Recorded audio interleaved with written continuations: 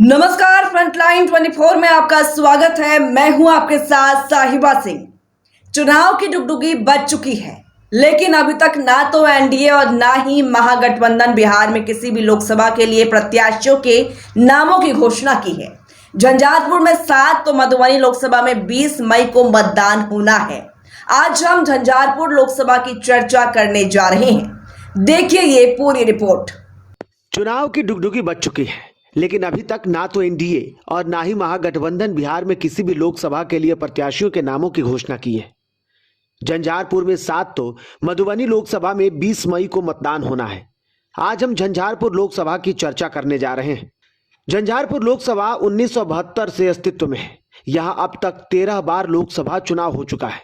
इसमें 2 बार ब्राह्मण, 6 बार यादव तो 5 बार अति पिछड़ा समाज के सांसद बने हैं। इसमें सबसे बड़ा नाम हरियाणा के पूर्व राज्यपाल स्वर्गीय धनिकलाल मंडल का नाम शामिल है। देवेंद्र प्रसाद यादव यहां सबसे अधिक 5 बार सांसद रह चुके हैं। 2004 में उन्होंने एनडीए प्रत्याशी और 3 बार के मुख्यमंत्री रहे कद्दावर नेता डॉक्टर जगन्नाथ मिश्र को चुनाव में हराकर इतिहास रचा था। इसकी चर्चा पूर्व देश भर में होने लगी थी, लेकिन इस चुनाव में इस बार वे लड़ते जरूर रहे, लेकिन कभी जीत नहीं पाए। 2019 में तो इन्हें जमानत तक गंवानी पड़ी थी। अति पिछड़ा बाहुल्य झंझारपुर में यह समाज ब्राह्मण से बड़ा दुश्मन अब यादव को मानने लगे हैं।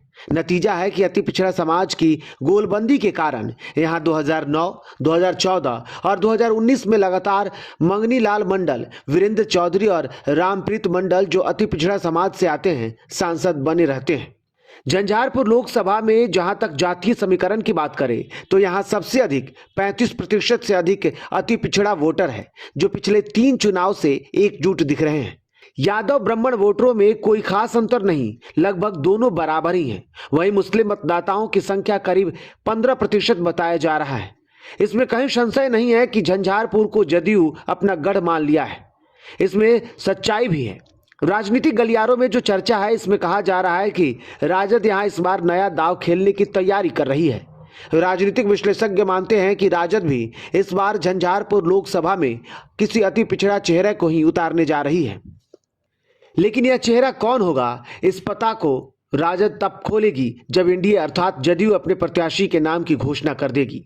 वर्तमान में यहां से जेडीयू के रामप्रीत मंडल सांसद हैं। संभावित नामों में मंगनी लाल मंडल, रामप्रीत मंडल, शीला मंडल, प्रवीण मंडल और जदयू जिलाध्यक्ष सत्येंद्र कामत के नामों की चर्चा जोर से चल रही है।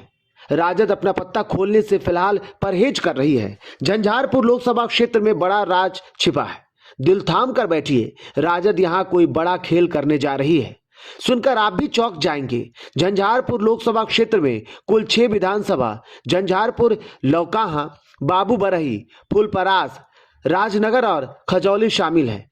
एक लौकाहा को छोड़ दे तो सभी 5 विधानसभाओं पर जेडीयू और भाजपा का कब्जा है। क्षेत्रीय विकास की बात करें तो यह लोकसभा बिहार के सर्वाधिक पिछड़े क्षेत्रों में से एक है। बाढ़ और सुखाड़ दोनों दंश यहाँ के लोग दशकों से झेलते आ रहे हैं। शिक्षा, स्वास्थ्य, बेरोजगारी और पलायन यहाँ की बड़ी समस्या है। 18 लाख से अधिक मतदाता वाले झंझारपुर लोकसभा क्षेत्र के 80% लोग आज भी गांव में निवास करते हैं। किसानों की स्थिति ऐसी है कि खेती ही जीविकोपार्जन का मुख्य साधन है। खेतीहर मजदूरों की संख्या क्षेत्र में सर्वाधिक होने के कारण यहाँ के लाखों मजदूर महानगर में पलायन कर रहे हैं। सीमावर्ती क्षेत्र होने के कारण आपराधिक घटनाओं से लोग भयाक्रांत रहते हैं। नेपाल से सटे होने के कारण वर्षों से यहाँ अनैतिक कार्य होते आ रहे हैं। झंझारपुर ने एक से बढ़कर एक सांसद दिया, लेकिन क्षेत्र की समस्या जस की तस बनी हुई है। कल कारखानों की बात करें तो दूर इस क्षेत्र में एक भी तकनीकी शिक्षा केंद्र नहीं है। मेडिकल कॉलेज झंझारपुर खोलने का निर्णय लिया गया, जो निर्माणाधीन ही है। यहाँ एनएच और महासेतु बन जाने से यातायात की सुविधा जरूर बढ़ी है, लेकिन इसका कोई खास असर रोजी रोजगार पर नहीं दिखा रहा है। ठीक, ग्रामीण क्षेत्रों की स्थिति तो बद से बदतर ही है। महिलाओं और युवाओं में सर्वत्र निराशा देखी जा रही है। बावजूद इसके विकास से कोसों दूर झंझारपुर लोकसभा में राजनीतिक चेतना की कमी नहीं है। हर चुनाव में यहां भी जातीय गुलबंदी सर चढ़कर बोलता रहा है। इस बार भी यही देखने को मिलेगा, यह तय माना जा रहा है। भाजपा यहां 1.5 माह पहले तक चुनाव की जोरदार तैयारी कर रही थी, लेकिन एनडीए गठबंधन में जेडीयू के आने से चुनाव की तैयारी में जुटे भाजपाई उदासीन दिख रहे हैं। जहां तक वर्तमान सांसद रामप्रीत मंडल के 5 सालों की उपलब्धियों की बात की जाए तो नतीजा शून्य के बराबर है, जिससे झंझारपुर लोकसभा क्षेत्र के मतदाताओं में भारी नाराजगी भी देखी जा रही है। सबकी निगाह जेडीयू और राजद के यहां के कौन होंगे प्रत्याशी इस पर टिकी है। एनडीए झंझारपुर में नीतीश मिश्रा को और शीला मंडल को मंत्री बनाकर अगड़ा और पिछड़ा वोटरों को साधने का प्रयास जरूर की है, लेकिन राजनीतिक पंडितों का कहना है कि झंझारपुर में अगर अति पिछड़ा बनाम अति पिछड़ा हो जाए तो यहाँ की लड़ाई कांटे की हो सकती है।